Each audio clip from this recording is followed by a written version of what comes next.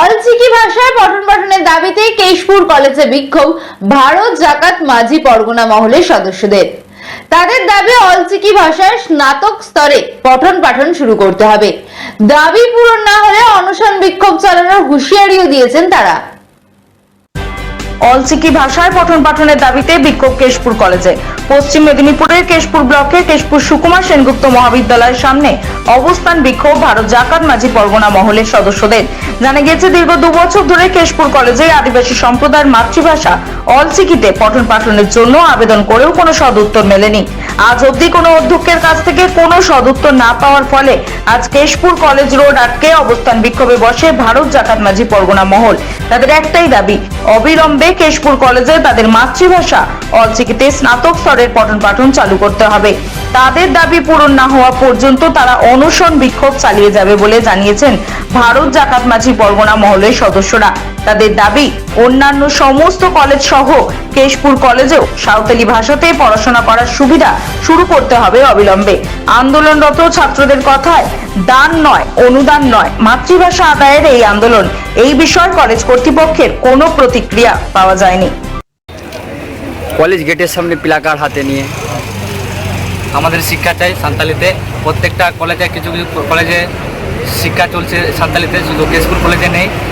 সামনে নেরাজল কলেজে সাঁওতালি চালু হয়েছে, চন্দ্রকোনা টাউন ওখানে সব চালু হয়েছে, শুধু সাঁওতালি এই কলেজে নেই। এটার জন্য আমরা আন্দোলন করছি। মানে এই কলেজে আপনাদের মাতৃভাষায় সমস্ত কিছু চালু করতে হবে, তাই তো? নাইলে আন্দোলন চলবে। আপনার নাম? শুভদীপ হাঁসদা। কেশপুরেই বাড়ি? কেশপুরে বাড়ি, আর ডেবরা কলেজে পড়ি, সাঁওতালিতে পড়াশোনা করছি এখন।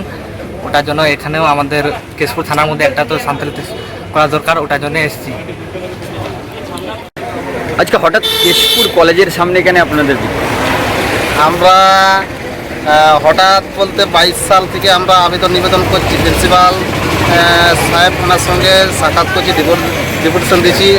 হ্যাঁ, নিবেদন পুরো এই আজ 24 সাল হয়ে গেল, এখনো অবধি সাঁওতালিতে পাস এখনো চালু হলো।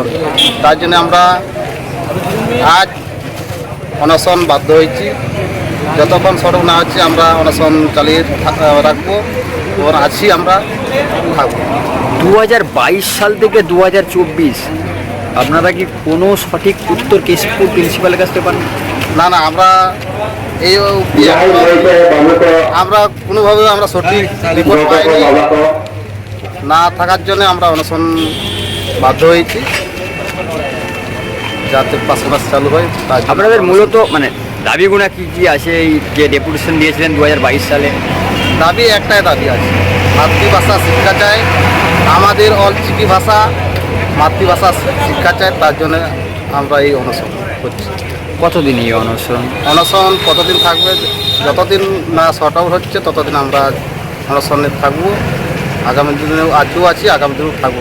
আপনাদের মাতৃভাষায় না যদি মানে পূরণ হয়, আপনারা অনশন চালিয়ে যাবেন, তাই তো? হ্যাঁ। আপনার নাম? ভারত জাকাত মাঝি পারগনা মহল, কেশপুর, বাবন ভুই মুলুক, জগ পারগনা বাবা, সঞ্জয় হেমব্রম।